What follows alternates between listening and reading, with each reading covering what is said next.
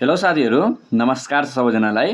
म इन्जिनियर सञ्जय दत्त रोनियार। आज तपाईहरुको समक्ष चाहिँ प्रदेश लोक सेवा आयोग ऐन 2076 मध्य प्रदेशको लिएर उपस्थित भइसकेको छु।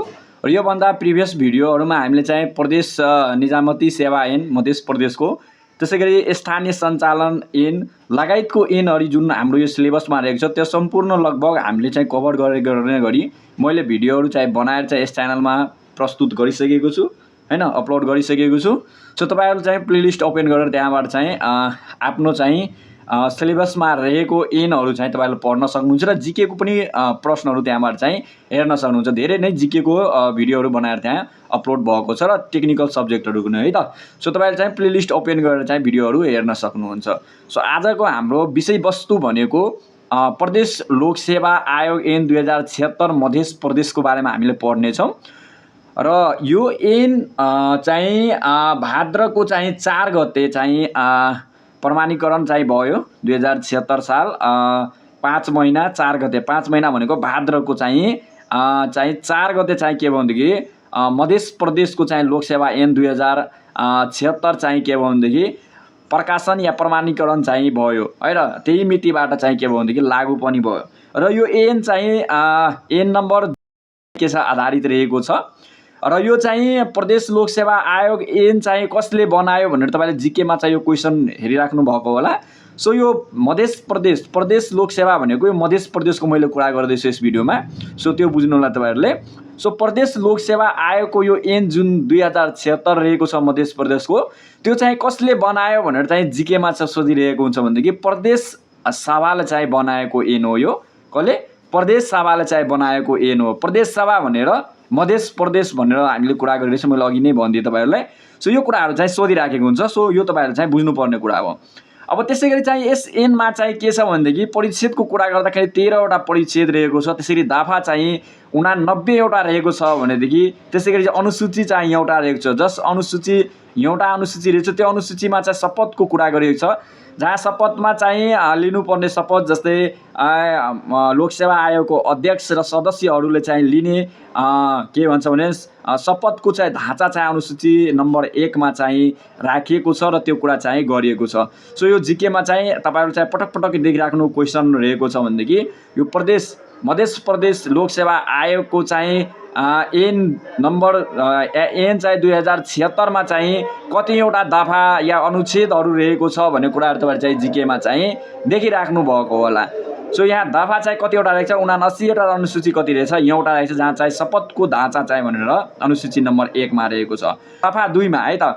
अब दफा 1 मा त पहिलाको ऐन मा हामीले जुन पढेको थियो त्यो ऐनहरुमा दफा 1 मा संक्षिप्त नाम र प्रारम्भको कुरा गरिएको थियो। त्यसरी नै यहाँ पनि के गर्छ भने दफा 1 मा चाहिँ के गर्छ संक्षिप्त नाम र प्रारम्भको कुरा गरिएको छ, जहाँ यस ऐन को नाम चाहिँ प्रदेश लोक सेवा ऐन 2076 रहेको छ भनेर कुरा गरिएको छ। र यो ऐन चाहिँ तुरन्त लागू हुनेछ भनेर चाहिँ त्यो पनि चाहिँ दफा 2 मा चाहिँ गरिएको छ है त। सो दफा 1 मा चाहिँ यस ऐन को नाम सम्बन्धी या प्रारम्भ सम्बन्धी संक्षिप्त प्रारम्भको कुरा गरिएको छ भनेदेखि त्यसमा चाहिँ मध्य प्रदेश लोक सेवा ऐन को चाहिँ 2076 ऐन को चाहिँ नाम रहनेछ भन्ने कुरा गरिएको छ। र दफा 2 मा चाहिँ यो ऐन तुरन्त लागू हुनेछ भन्ने कुरा गरिएको छ। त्यसैगरी दफा नम्बर 2 मा चाहिँ के गरेछ भने डिफ्रेन्ट परिभाषाहरु दिएको छ, जस्तै विषय या प्रशासन लगायतको अन्य कुराहरुको चाहिँ परिभाषाहरु चाहिँ दफा नम्बर 2 मा दिएको छ, जहाँ चाहिँ अख्तियारवाला त्यसपछि अध्यक्ष आयोग लगायतको कुराहरु चाहिँ त्यसमा चाहिँ परिभाषाहरु दफा नम्बर 2 मा चाहिँ दिएको छ। जुन चाहिँ हामी यो भन्दा पहिलाको ऐनहरुमा पनि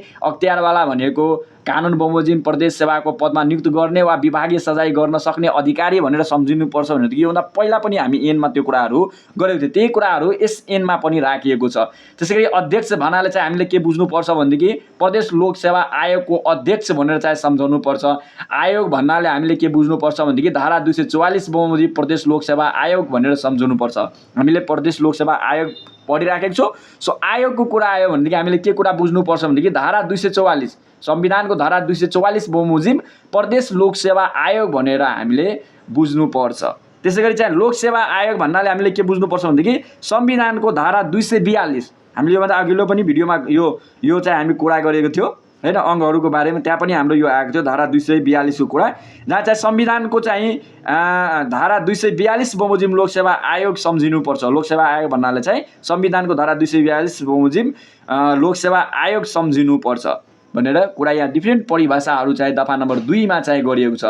त्यसैगरी तपाईहरुलाई अब मैले चाहिँ दफा नम्बर 2 या परिच्छेद नम्बर 2 को दफा 3 तिर लगे। दफा 3 मा चाहिँ प्रदेश लोकसेवा आयोग सम्बन्धी यहाँ कुरा गरिएको छ, जहाँ प्रदेश लोकसेवा आयोगको चाहिँ एक प्रदेश लोकसेवा आयोग रहनेछ भन्ने कुरा गरिएको छ, जसमा चाहिँ अध्यक्ष र बडीमा 2 सदस्यीय जना रहनेछ भनेर कुरा गरिएको छ। के कुरा गरिएको छ भनेदेखि यस आयोगमा या प्रदेश लोकसेवा आयोगमा चाहिँ अध्यक्ष र बडीमा 2 जना सदस्य रहनेछ। यो पनि कुरा तपाईले चाहिँ टिप्नु होला। के टिप्नु होला भनेदेखि अध्यक्ष र बडीमा 2 जना सदस्य रहनेछ।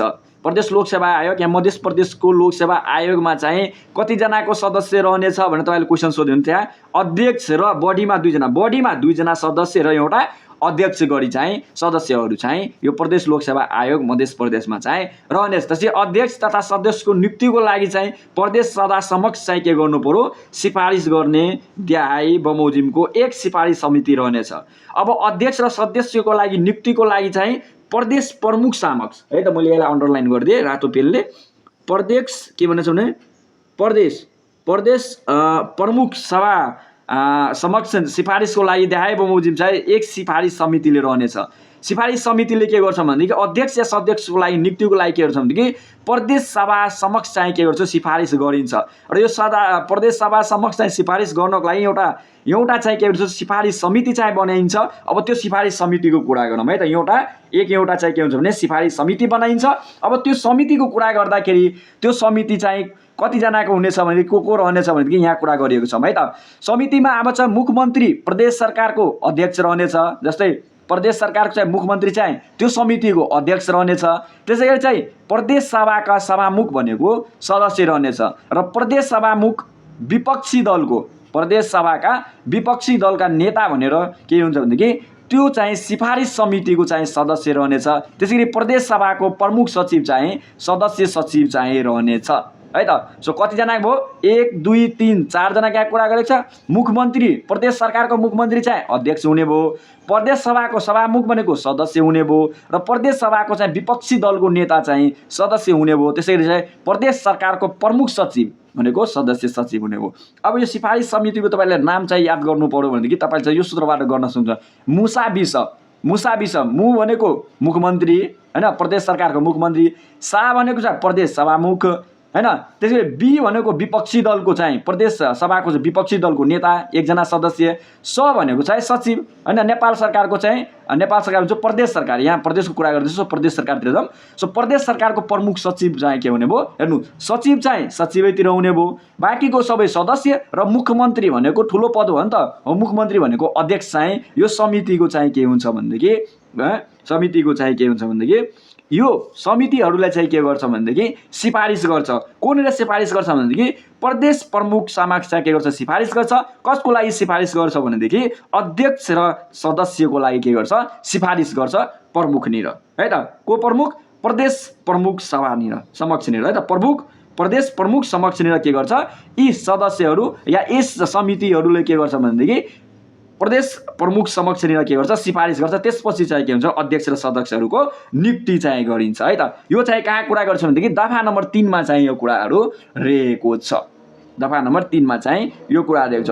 अब अध्यक्ष र सदस्यको नियुक्तिको लागि के हुनेछ भने महिला सहित समावेशी सिद्धान्तको आधारमा यो कुरा के भनेदेखि आयोगमा अध्यक्ष र सदस्यको नियुक्तिको सिफारिस गर्दाखेरि चाहिँ महिला सहित समावेशी सिद्धान्तको आधारमा गर्न सक्नेछ। यो पनि तपाईले चाहिँ जीकेमा चाहिँ सोधिएको प्रश्न रहेको छ।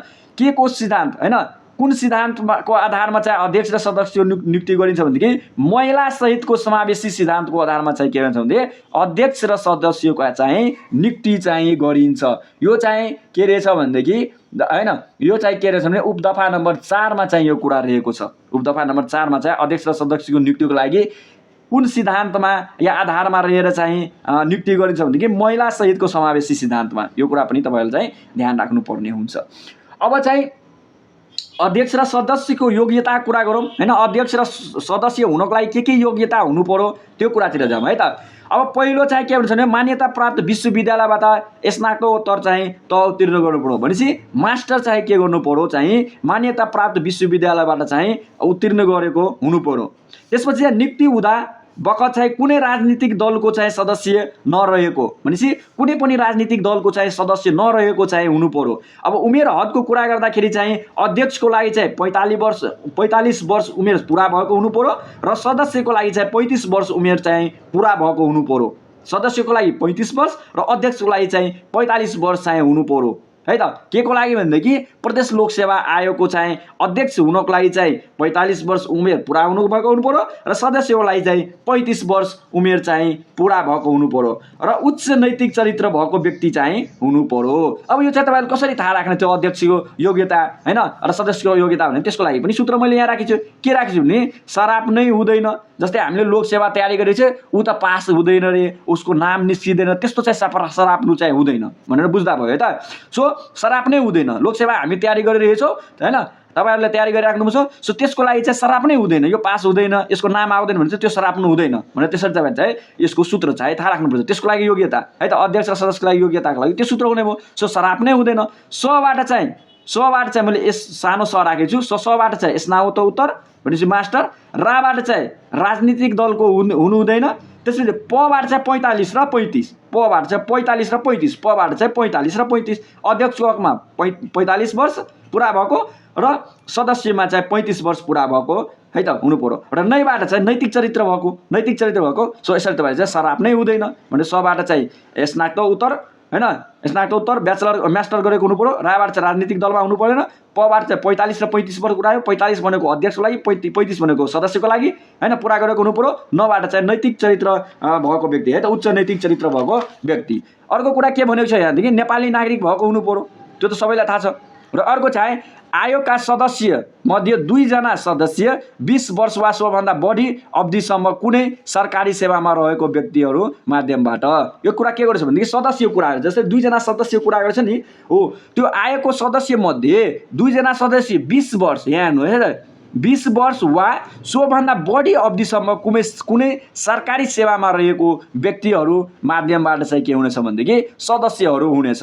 र अन्य सदस्यको लागि अब बाँकीको सदस्यलाई के हुनेछ भनेदेखि ख्याति प्राप्त चाहिँ हैन व्यक्तिहरू हुनु पर्यो। जस्तै चाहिँ कुनै विषयमा दक्षता प्राप्त गरेको व्यक्तिहरू हुनु पर्यो हैन, या के गर्नु पर्यो भनेदेखि जस्तै विज्ञानमा होस्, प्रविधिमा होस्, कलामा होस्, साहित्यमा होस्, कानुनमा होस् हैन, अनुसन्धान आयोगमा होस्, या अन्य कुनै महत्त्वपूर्ण कार्य गरी के हुनु ख्याति प्राप्ति गरेको मध्यबाट चाहिँ नियुक्ति गर्न सकिन्छ है त बाँकी सदस्यको लागि। र यो सदस्य र अध्यक्षको चाहिँ पदावधिको कुरा गर्नुहुन्छ भनेदेखि 6 वर्षको चाहिँ पद अवधि चाहिँ हुन्छ। कति वर्षको हुन्छ? 6 वर्षको चाहिँ पद अवधि हुन्छ। अब अध्यक्ष र सदस्यको शपथ ग्रहणको कुरा गर्दाखेरि यो चाहिँ अनुसूची 1 मा चाहिँ यसको चाहिँ ढाँचा राखिएको छ है त। अनुसूची 1 मा यसको चाहिँ ढाँचा राखिएको छ। अब अध्यक्ष र सदस्यले चाहिँ अनुसूची 1 बमोजिम ढाँचा प्रयोग गरी कसको समक्ष चाहिँ के गर्नु पर्यो गोपनीयताको शपथ लिनुपर्छ भनेदेखि प्रदेश प्रमुख समक्ष है त। यो पनि क्वेसन चाहिँ जिकेमा मैले तपाईहरुलाई एउटा कुरा भन्न चाहे, यो पेपरमा यो कपीमा मैले जति यहाँ नोट बनाएर राखेको छु लगभग सबै जिके नै हो के। जस्तै पदावधि हैन के हुन्छ भनेदेखि अध्यक्ष र सदस्यको कार्यावधि कति हुन्छ, पदावधि कति वर्षको हुन्छ भने 6 बाँकी सदस्यलाई कसरी नियुक्ति गरिन्छ, या कि 2 जना सदस्यलाई के को आधारमा योग्यता हैन, त्यो कुराहरू भयो नि त्यो सबै यहाँ हामीले टिप्पणी गरेर त्यो सबै जिकेमा चाहिँ सोधेकै प्रश्नहरू रहेको छ है त। सो त्यसैगरी तपाईले के सोध्न सकिन्छ जिकेमा भनेदेखि यो अध्यक्ष र सदस्यले अनुसूची कति बमोजिम चाहिँ हैन के गर्छ भनेदेखि गोपनीयताको शपथ लिन्छ। अनुसूची 1 बमोजिम कसको सामक्ष लिन्छ भने चाहिँ अर्को प्रश्न हो, कसको सामक्ष भनेदेखि प्रदेश प्रमुख सामक्ष चाहिँ के गर्छ भनेदेखि गोपनीयताको शपथ चाहिँ लिनुपर्छ है त। यो पनि चाहिँ अर्को चाहिँ जिके प्रश्न भयो। सो मैले यहाँ जति कुरा लेखेँ सबै इम्पोर्टेन्ट है त। ल पद रिक्त हुने अवस्था, अब पद रिक्त हुने अवस्था भनेको दफा नम्बर 4 मा चाहिँ यो कुरा गरिएको छ है त। के गरेछ भनेदेखि आयोग अध्यक्ष र सदस्यको पद रिक्त हुने आधार भनेर चाहिँ भनिएको छ। यो कहाँ भनेको छ भने दफा नम्बर 4 मा के रहेछ भने निजले प्रदेश प्रमुख सामक्ष चाहिँ लिखित राजीनामा दिएमा अब के गर्नु पर्यो भनेदेखि अब पदबाट रिक्त हुने अवस्था भनेर मैले यहाँ दफा नम्बर 4 मा लेखेको छु। अब पद रिक्त कसरी गर्न सकिन्छ भनेदेखि यदि चाहिँ हैन यदि चाहिँ के गर्नु भनेदेखि अब अध्यक्षले सदस्यले यदि राजीनामा दिएमा हैन राजीनामा दिनको लागि के गर्नु पर्यो भनेदेखि प्रदेश प्रमुख समक्ष चाहिँ लिखित निवेदन दिएमा उसले के गर्न सकिन्छ भनेदेखि राजीनामा दिन सकिन्छ भनेर यहाँ चाहिँ 1 नम्बरमा राखेको छ। अर्कोमा चाहिँ उमेरको कुरा गरिएको छ 65 वर्ष निजको उमेर यदि 65 वर्ष पुरा भएको छ भनेदेखि उहाँलाई चाहिँ पदरिक्त हुन सकिन्छ है त पदरिक्त हुने सकिन्छ। यो आधारहरू हुने भयो।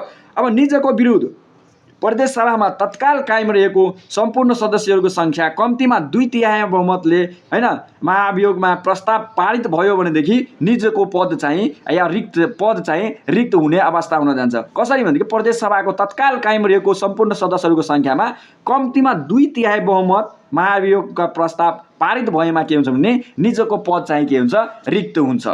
अर्को चाहिँ पद कसरी रिक्त हुन सकिन्छ भनेदेखि शारीरिक वा मानसिक अवस्थाको कारणले सेवामा रही कार्य सम्पादन गर्दा असमर्थ है त असमर्थ रहेमा भनी प्रदेश सरकारले गठन गरेको मेडिकल बोर्ड हेर्नुस् त अब मेडिकल बोर्डले दिएको प्रतिवेदनको आधारमा दफा 3 को दफा 2 बमोजिम चाहिँ समितिको हैन सिफारिसमा प्रदेश सभा प्रमुखले के गर्छ पद मुक्त गरेमा निजको मृत्यु भएमा 5 वटा यहाँ कुरा गरिएको छ है त। अब दफा नम्बर 6 मा चाहिँ सदस्यको प्राथमिक सेवाको कुरा गरिएको छ हैन। अब यो आयोगको अध्यक्ष र सदस्यको के हुन्छ भनेदेखि प्राथमिक भनेको प्रदेश सरकारको प्रमुख सचिव सरह हुन्छ र अन्य सुविधा पनि यहाँ प्रदेश सरकारको तोके बमोजिम चाहिँ हुनेछ भनेर कुरा चाहिँ दफा नम्बर 6 मा चाहिँ यो कुरा गरिएको छ है त। र आयोगको बैठक अब आयोगको बैठकको कुरा गर्दाखेरि बैठकको अध्यक्षता भनेको आयोगको अध्यक्षले गर्छ हैन। आयोगको जुन अध्यक्ष रहेको छ प्रदेश सभा आयोगको उहाँ चाहिँ बैठकको अध्यक्ष हुने भयो र अध्यक्षको सहमति 2 जना सदस्य उपस्थित भएमा आयोगको बैठक बस्न सकिनेछ। एउटा प्रश्न जिकेमा के सोध्न सकिन्छ भने बैठकको अध्यक्षता हैन अध्यक्षले यो भन्ने कुरा बुझ्नु पर्यो तपाईले। अर्को भनेदेखि आयोगको बैठकमा बहुमत निर्णय हुनेछ र बराबर मत भएमा यो पनि अर्को जिकेमा चाहिँ सोधिएको प्रश्न रहेको छ र यदि चाहिँ आयोगको बैठक बस्यो र निर्णय हुने बेला यदि मत चाहिँ बराबर भयो भनेदेखि त्यस्तो बेला के गरिन्छ भनेदेखि आयोगको या बैठकको अध्यक्षता गर्ने व्यक्तिले चाहिँ निर्णायक मत हुनेछ। बैठकको जुन अध्यक्ष रहेछ उहाँको चाहिँ अन्तिम या निर्णायक चाहिँ के हुनेछ मत हुनेछ। यदि चाहिँ बैठकको बहुमत यदि बराबर भएको खण्डमा चाहिँ के हुन्छ भनेदेखि त्यो अध्यक्ष बैठकको अध्यक्षले चाहिँ के गर्छ भनेदेखि निर्णायक मत चाहिँ हुनेछ भनेर यहाँ कुरा चाहिँ गरिएको छ। दफा नम्बर 8 मा यो कुरा चाहिँ रहेको छ है त। सो यो कुरा रहेको छ। अब चाहिँ नेक्स्ट हामी यहाँ जाऊ आयोगको निर्णय आयोगको सचिवले प्रमाणित गर्नेछ। यो पनि अर्को जिके भयो। आयोगको निर्णय कसले प्रमाणित गर्नेछ भनेर चाहिँ कसले गर्नेछ सचिवले चाहिँ गर्नेछ है त। सचिवले चाहिँ के गर्नेछ आयोगको चाहिँ निर्णय चाहिँ प्रमाणीकरण गर्नेछ। अब दफा नम्बर 11 रहेछ कार्यवाहक भई काम गर्ने कुनै कारणवश अध्यक्षको पद रिक्त भएमा वा निजले 7 दिन भन्दा बढी अनुपस्थित रहेमा अवस्थामा आयोगको वरिष्ठ सदस्य हेर्नुस् त आयोगको वरिष्ठ सदस्यले चाहिँ आयोगको हैन कार्यवाहक अध्यक्ष भई कामकाज गर्नेछ। यो के कुरा गरिएको छ भनेदेखि यदि कुनै कारणवश चाहिँ अध्यक्षले चाहेको पद रिक्त भयो या कि अध्यक्षले चाहिँ 7 दिन भन्दा बढी चाहिँ अनुपस्थित भएको अवस्थामा आयोगको वरिष्ठ सदस्यले के गर्छ भनेदेखि आयोगको कार्यवाहक अध्यक्ष भई चाहिँ कामकाज गरिनेछ भनेर चाहिँ दफा नम्बर 11 मा चाहिँ यो कुरा गरिएको छ। अब यहाँबाट चाहिँ परिच्छेद नम्बर 4 को चाहिँ हामी अब नेक्स्ट भिडियोमा लिन आउँछौँ किनभने यहाँ धेरै कुराहरू रहेको छ। भिडियो एकदम लामो भएको होला। अब उम्मेदवारहरू छनौटको प्रक्रिया परीक्षाको कुरा अन्तर्वार्ता कुरा लगायतको हामीले चाहिँ अब कुराहरू हामीले सोधिराखेको हुन्छ प्रश्नहरू जिकेमा। सो अब नेक्स्ट भिडियोमा हामीले त्यो कुरा गर्नेछौँ। सो आजको भिडियो तपाईहरुलाई कस्तो लाग्यो कमेन्ट गर्न नभुल्नुहोला र साथीहरूलाई पनि शेयर गर्नुहोला। अब नेक्स्ट भिडियोमा हामी यसकै पार्ट 2 लिएर आउनेछौँ जहाँ हामीले चाहिँ उम्मेदवार छनौट सम्बन्धी परीक्षाको किसिम सम्बन्धी अन्तर्वार्ता सम्बन्धी यदि आयोगले दिएको निर्णय अनुसार तपाईको चित्त बुझेको छैन भने त्यस्तो खण्डमा तपाईले उजुरी दिन सक्नुहुन्छ लगायतको कुराहरू हामी चाहिँ अब नेक्स्ट भिडियोमा चाहिँ हामी गर्नेछौँ। सो त्यो भिडियो पनि छिटै नै म लिएर आउनेछु। तबसम्मको लागि बाई बाई टेक केयर।